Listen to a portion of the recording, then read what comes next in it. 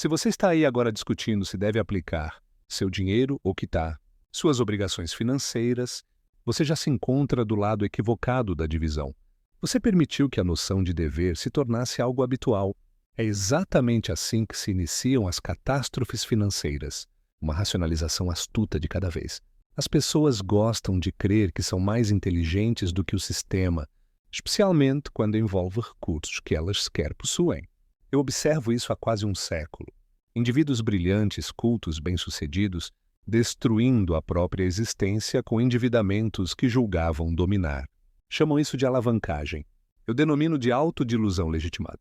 As pessoas acham que dívida é inofensiva se for usada com sabedoria. Contam histórias para si mesmas.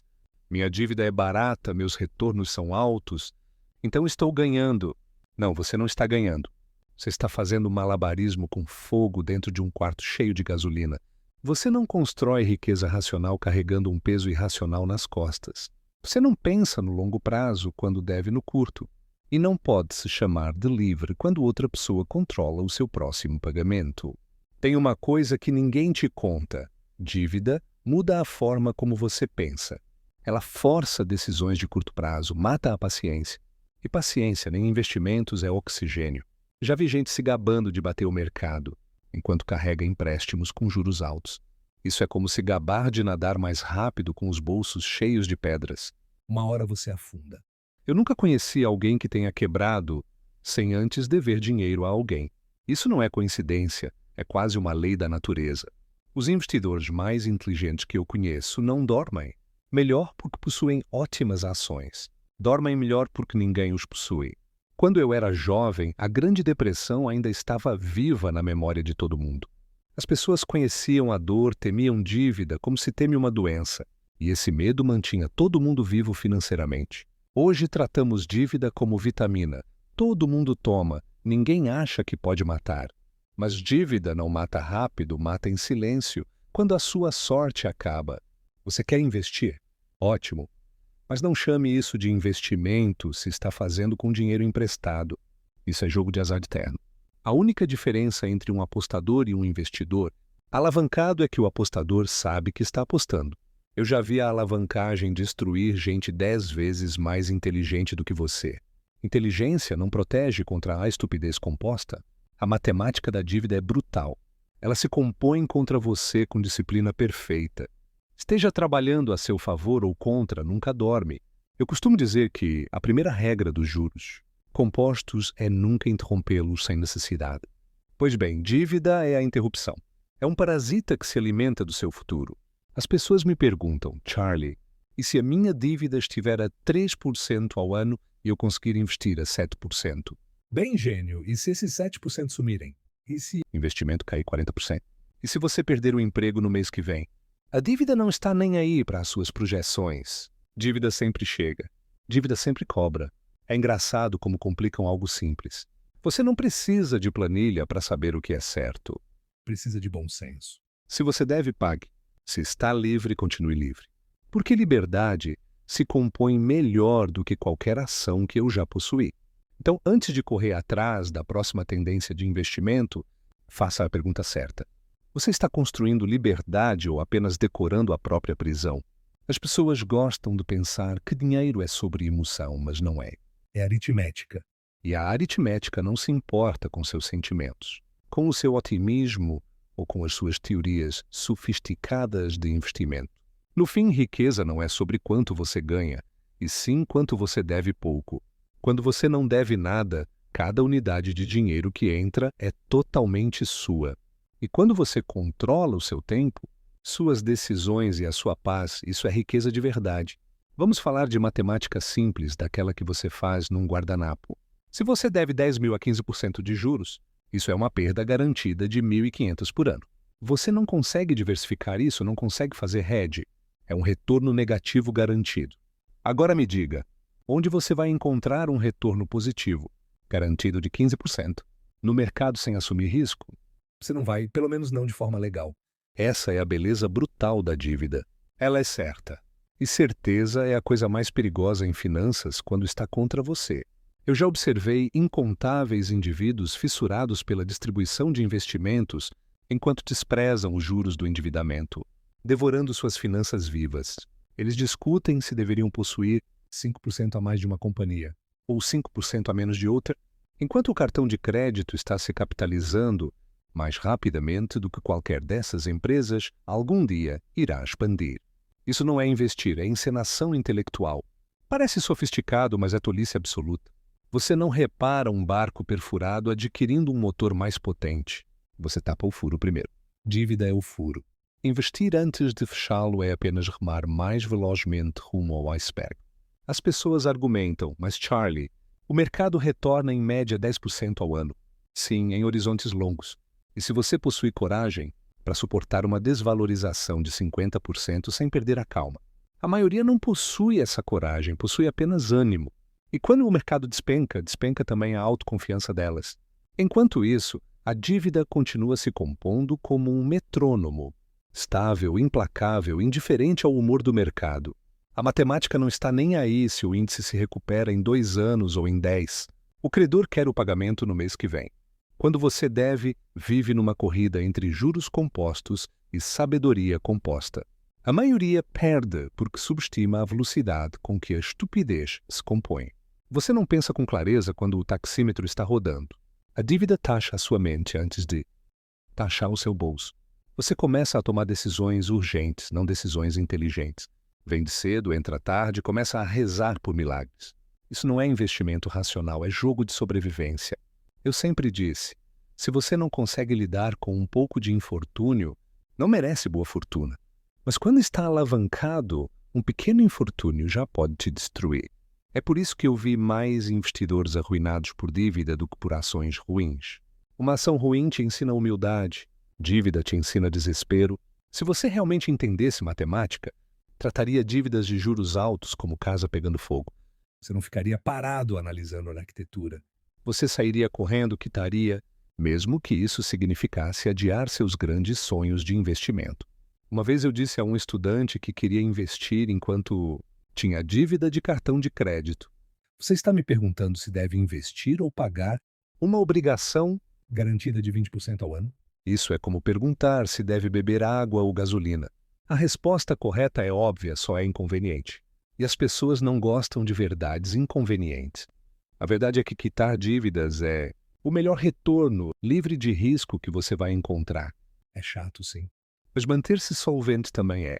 Todo mundo quer emoção, até a emoção chegar em forma de chamada de margem. Aí descobrem que tédio é muito subestimado. Os melhores investidores que eu conheci, incluindo o Buffett, nunca enxergaram dívida como ferramenta de alavancagem milagrosa. Eles a veem como um vírus. Você contém cedo ou ele se espalha até te matar. Então, quando você me pergunta, devo investir ou pagar dívidas? Eu respondo assim, a pessoa sem dívidas pode esperar pela oportunidade certa. A pessoa endividada precisa implorar por uma. E o mercado, meu amigo, não recompensa quem implora. Você não consegue pensar com clareza quando deve dinheiro. Não importa quão inteligente seja. A dívida reprograma o seu cérebro. Eu vi gente brilhante perder o fio porque passava mais tempo calculando o que devia do que o que possuía. Quando você deve, o seu mundo encolhe. Cada decisão vira defesa. Você deixa de pensar em oportunidade e passa a pensar em sobrevivência. Isso não é liberdade, é servidão com Wi-Fi. As pessoas gostam de dizer que dívida é uma ferramenta. Sim, da mesma forma que uma motosserra é uma ferramenta. Útil em mãos experientes, catastrófica em mãos descuidadas e, financeiramente falando, a maioria é descuidada. Há algo profundamente corrosivo em dever dinheiro. Isso corrói a sua independência, muda a forma como você fala com o seu chefe. Faz você tolerar coisas que não deveria. Ensina você a racionalizar em vez de resistir. Por isso, eu sempre respeitei a ideia antiga de viver dentro das próprias possibilidades. Não porque seja virtuosa, mas porque é prática. Você não constrói bom julgamento em uma mente permanentemente sob pressão. Você precisa de espaço mental para pensar. E a dívida aluga esse espaço para outra pessoa. Eu vi gente tomar decisões de investimento absurdas só para correr atrás do prejuízo. Correm para ações especulativas, compram cripto em pânico, ouvem idiotas na TV gritando sobre retornos rápidos e dizem para si mesmas: eu só preciso de um grande acerto.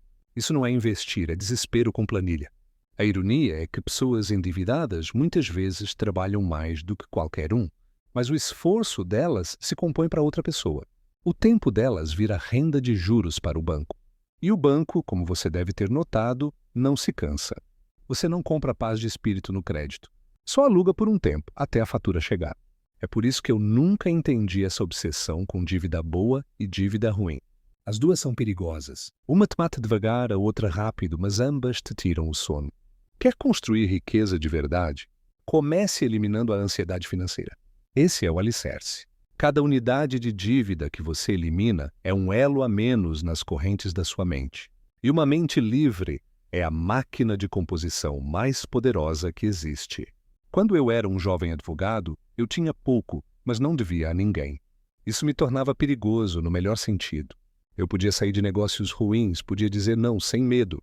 Essa única vantagem, independência, valia mais do que qualquer índice de alavancagem. A maioria nunca percebe que o verdadeiro retorno de pagar dívidas não é só financeiro, é psicológico. Ele devolve sua opcionalidade, devolve a capacidade de esperar. E paciência, eu já disse muitas vezes, é a forma mais rara de inteligência em investimentos. Então pergunte a si mesmo, qual é o seu objetivo aqui? Parecer rico ou ser livre? Porque se você escolher o primeiro, o segundo nunca vem. Cada geração se convence de que reinventou o significado de dívida. Inventam nomes bonitos. Boa alavancagem, otimização de capital, eficiência financeira. Mas tirando o jargão é a mesma velha estupidez com roupa nova. Alavancagem, em qualquer forma, amplifica resultados bons e ruins. O problema é que a natureza humana garante que o ruim aparece mais cedo ou mais tarde. E quando aparece, a alavancagem transforma um tropeço em queda livre. Já vi esse filme vezes demais. Sempre começa igual. Alguém pega dinheiro emprestado para acelerar ganhos. Diz para si mesmo que está sendo racional, que está apenas usando dinheiro dos outros de forma inteligente. E por um tempo funciona. Faz alguns bons novos negócios. Os números parecem ótimos, a confiança dispara. A pessoa passa a acreditar que dominou o risco. Então o mercado espirra, os juros sobem um pouco, o negócio dá errado. E de repente tudo o que foi construído começa a desmoronar como papel molhado. Isso não é azar, é a aritmética encontrando a realidade. Eu já disse e repito, se você está muito alavancado, não é você que possui os ativos, são eles que possuem você. Você está apenas alugando a ilusão de prosperidade. As pessoas subestimam o quanto a vida é imprevisível.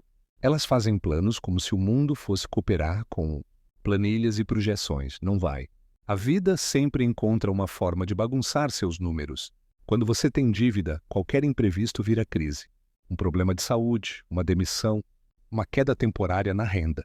Coisas normais da vida se transformam em desastres financeiros. Não porque sejam enormes, mas porque você já está no limite. É por isso que eu sempre gostei da ideia de margem de segurança. Não é um conceito sofisticado, é apenas bom senso. Viver com menos do que ganha, ter reservas, não depender de sorte. Isso não te deixa rico rápido, mas te mantém vivo tempo suficiente para que a composição faça o trabalho pesado. Todo mundo quer pular essa parte. Querem o atalho. Mas não existe atalho para a solidez. Existe apenas tempo e disciplina. Todo o resto é marketing. Quando você está livre de dívidas, o mundo se abre. Você pode esperar por preços melhores, pode recusar negócios ruins, pode atravessar períodos difíceis sem vender no fundo. Essa é a vantagem que ninguém coloca nas propagandas de investimento. As pessoas adoram falar de retorno, mas raramente falam de sobrevivência. E sobrevivência é o jogo. Se você não quebrar, já está na frente da maioria. A composição só funciona para quem permanece no jogo. Já vi investidores com ideias brilhantes serem expulsos do jogo porque não tinham liquidez. Estavam certos no longo prazo, mas errados no curto, e o curto prazo os matou. Dívida faz isso. Ela antecipa o fim para quem até poderia estar certo depois. Você não pode se dar ao luxo de estar certo tarde demais. Há uma frase que eu gosto. Primeiro, sobreviva. Depois, prospere. A maioria inverte. Quando você deve, você vende seu futuro para comprar o presente. E, quase sempre, descobre tarde demais que o presente não valia o preço. O engraçado é que as pessoas aceitam riscos enormes por pequenos confortos. Trocam anos de tranquilidade por alguns meses de status. Compram coisas para impressionar pessoas que nem gostam delas, usando dinheiro que ainda não ganharam. Isso não é estratégia financeira, é teatro social. E o teatro social é caro. Eu nunca conheci ninguém que tenha ficado rico tentando parecer rico. Já conheci muitos que ficaram pobres tentando. A matemática é simples. Se você gasta menos do que ganha e investe a diferença com paciência, você acaba vencendo. Pode não ser emocionante, mas funciona. E, mais importante, funciona sem te tirar o sono. Você quer emoção? Vá num parque de diversões. Finanças pessoais deveriam ser entediantes. Tédio é sinal de que nada está pegando fogo. A geração atual gosta de acreditar que é diferente, que agora temos dados, algoritmos, inteligência artificial, novas classes de ativos. Tudo isso muda as ferramentas, não muda a natureza humana. Ganância, medo e vaidade continuam fazendo o mesmo estrago de sempre. E, enquanto isso for verdade, dívida continuará sendo a maneira mais rápida de transformar um erro pequeno em uma tragédia grande. Então, antes de se perguntar qual é o próximo investimento da moda, pergunte: eu sobreviveria se isso desse errado? Se a resposta for não, você já sabe o que fazer. Quite dívidas. Construa reserva. Crie espaço para errar sem morrer. Isso não vai te colocar em manchetes, mas vai te manter no jogo. E, no longo prazo, estar no jogo é tudo. As pessoas sempre querem uma regra nova, um método secreto, algo que as faça sentir que têm controle. Mas finanças não são sobre controle, são sobre comportamento. E o comportamento humano muda pouco, mesmo quando o mundo muda muito. A maioria dos erros financeiros não acontece por falta de informação, mas por falta de caráter no momento da tentação. Você sabe que não deveria gastar, sabe que não deveria se alavancar, sabe que deveria esperar, mas na hora arruma uma boa história para fazer o contrário. E histórias confortáveis são mais perigosas do que números ruins. Quando você está endividado, passa a depender de coisas que não controla. Mercado favorável, chefe generoso, uma economia estável. Você transforma a sorte em estratégia. E sorte não é estratégia. Eu sempre preferi um plano que funcione mesmo quando tudo dá errado. Isso significa baixos custos, poucas dívidas, muita liquidez e expectativas modestas. Parece pouco ambicioso, mas é exatamente o que te permite sobreviver a décadas. Porque riqueza de verdade não é um evento, é um processo longo. E processos longos exigem resiliência, não bravata. As pessoas falam muito em arriscar quando se é jovem. Eu entendo a ideia, mas ela é frequentemente mal interpretada. Arriscar não significa se amarrar a dívidas que vão te perseguir por anos. Significa investir em você, aprender, tentar coisas novas com custos baixos e possibilidade de erro. Dívida alta tira essa possibilidade. Quando você começa a vida adulta já com uma mochila cheia de juros, cada escolha fica mais pesada. Você aceita empregos que odeia, mora onde não quer, adia sonhos, tudo para manter a cabeça fora d'água. E no fim descobre que passou a vida inteira apenas flutuando. Liberdade não é fazer o que quiser. É não ser obrigado a fazer o que não quer. Eu já vi pessoas mudarem completamente de trajetória depois de se livrarem das dívidas. Não porque ficaram mais inteligentes da noite para o dia, mas porque recuperaram espaço para pensar. É como tirar o barulho de fundo da mente. De repente você escuta suas próprias ideias. E boas ideias precisam de silêncio. A maioria nunca experimenta isso porque está sempre correndo atrás da próxima fatura.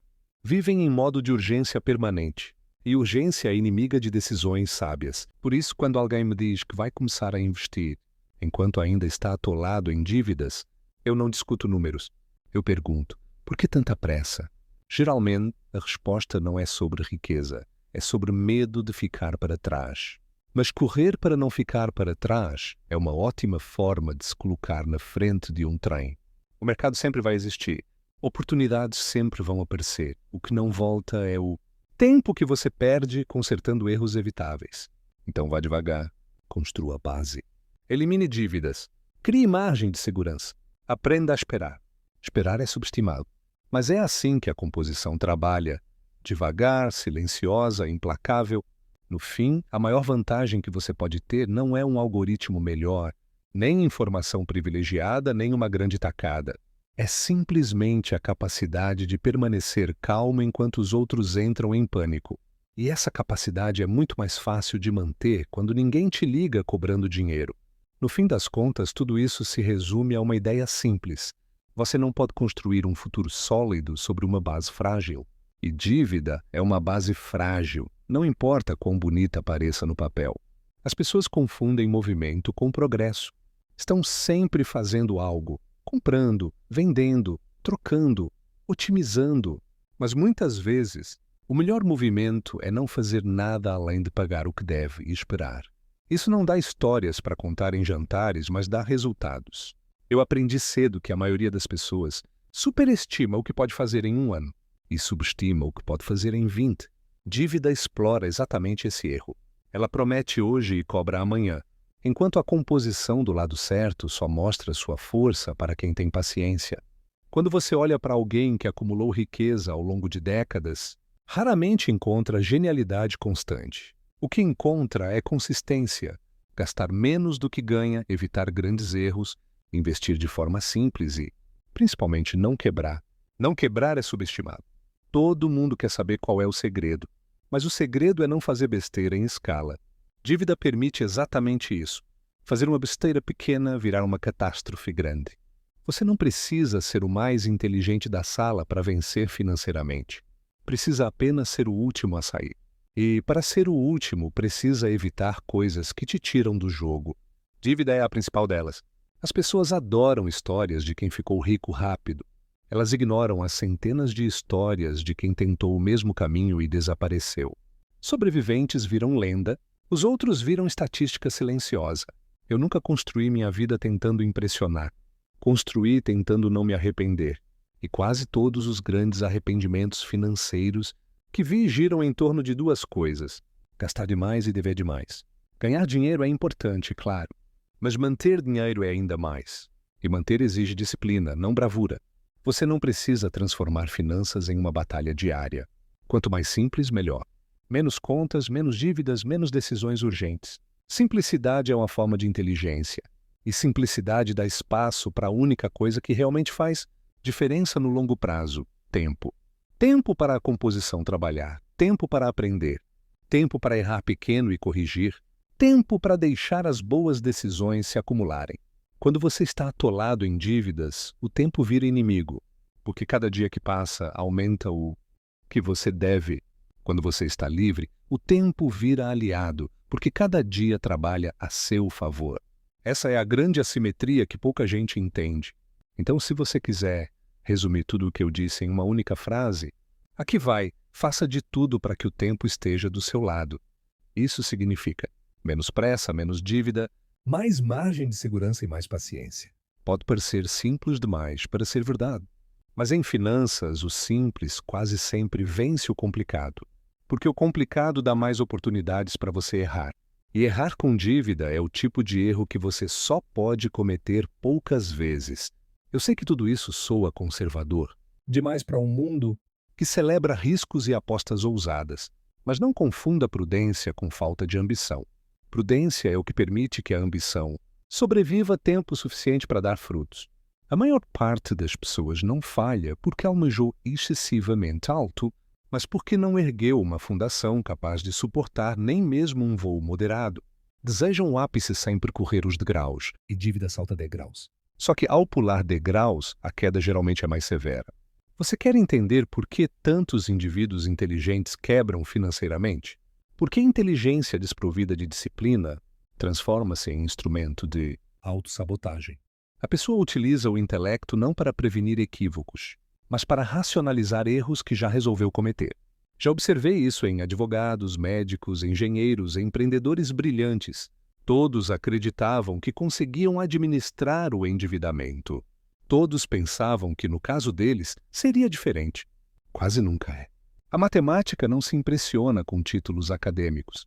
Outro equívoco frequente é misturar renda com patrimônio. Ganhar bem não equivale a ser rico.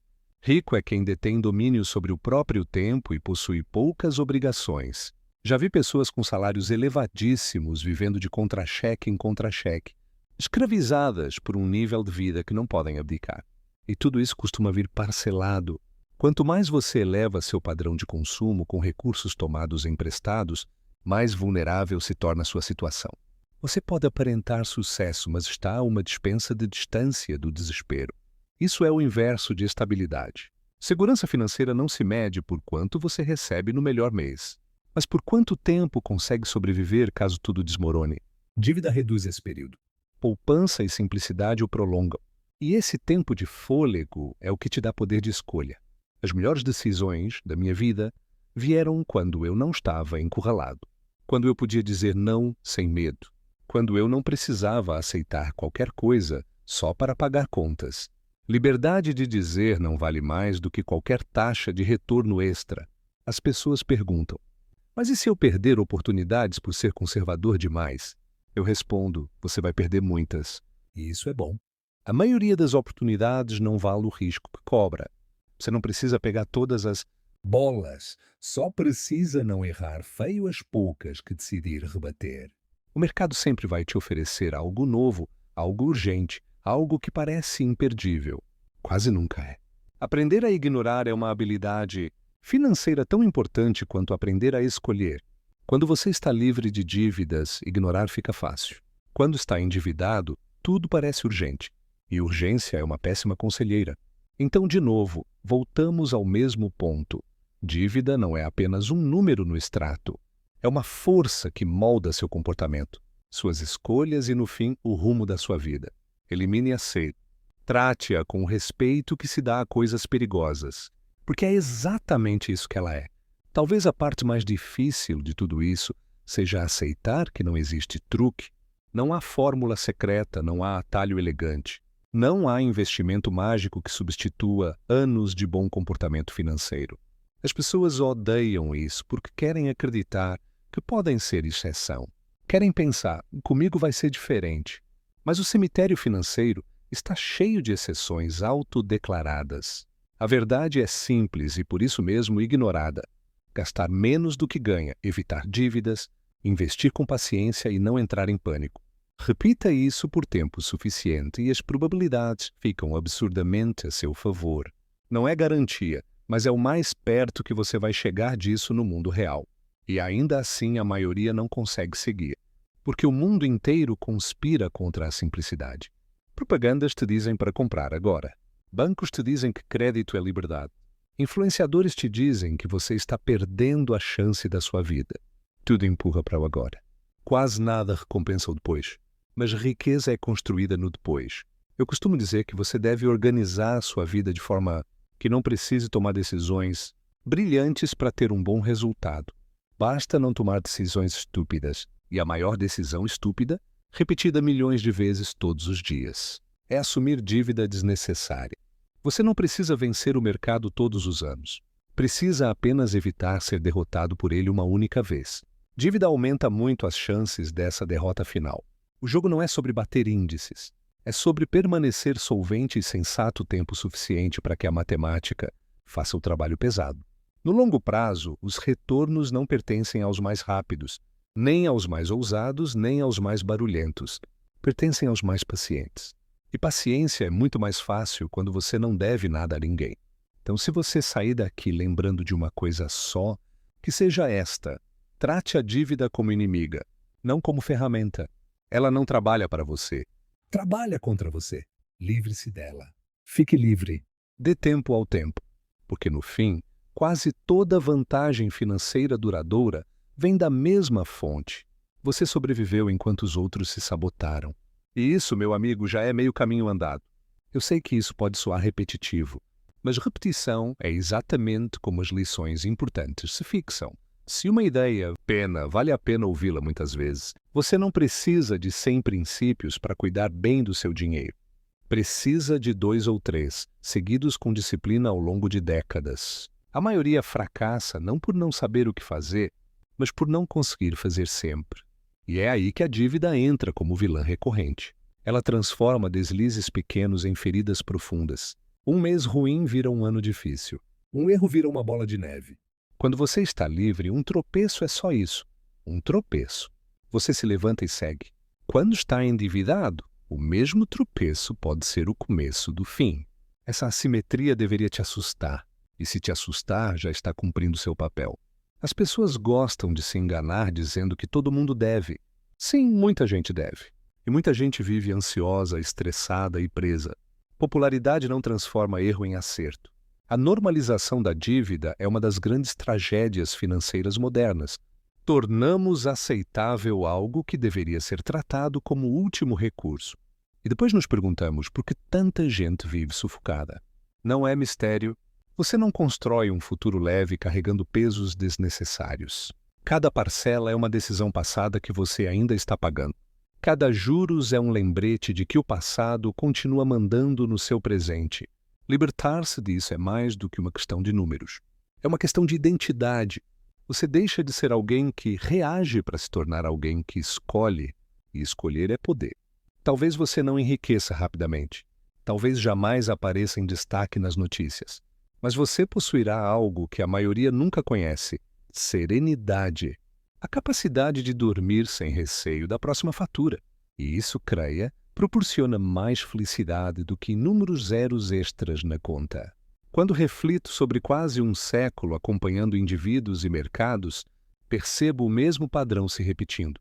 Aqueles que honram a matemática e dominam o próprio comportamento terminam bem. Aqueles que desconsideram um dos dois terminam aprendendo da maneira mais dolorosa. Não existe glamour nisso. Existe apenas resultado. Então, se desejar um conselho definitivo, eis aqui. Torne o tédio seu parceiro. Viva de modo simples. Fuja de endividamentos. Aplique recursos com paciência. E permita que o tempo execute o que sempre executou com quem não se autodestrói. Operar em seu benefício. Porque, afinal, riqueza não é o que você exibe. É o que você não deve.